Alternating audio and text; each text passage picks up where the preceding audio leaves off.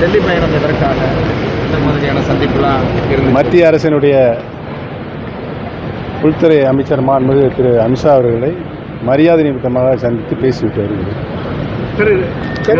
அரசியல் பேசப்பட்டதா? அரசு உங்களோட நகர்வு என்ன மாதிரி இருக்கும்? தேவைப்படும் போது மாண்புமிகு அமைச்சரிடம் அரசியல் பேசுகிறது.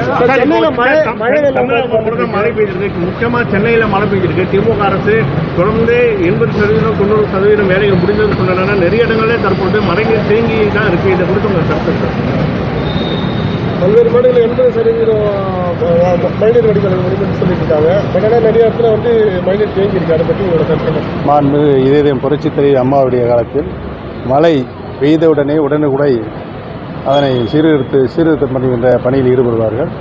உடனடியாக பாதிக்கப்பட்டவர்களுக்கு நிவாரணமும் வழங்கப்படும் என்பதை தெரிவித்துக் கொள்கிறேன்.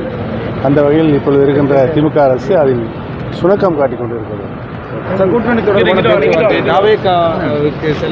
தமிழகம் முழுவதும் இருக்கின்ற அரசியல் சூழ்நிலைகளை பற்றி மாண்புமிகு அமைச்சர் திரு அமித்ஷா அவரிடம் விவாதித்து வந்திருக்கிறது. செங்கோட்டையன் தொடர்பாக பேசுனீங்களா? என்ன சொல்லியிருந்தாங்க?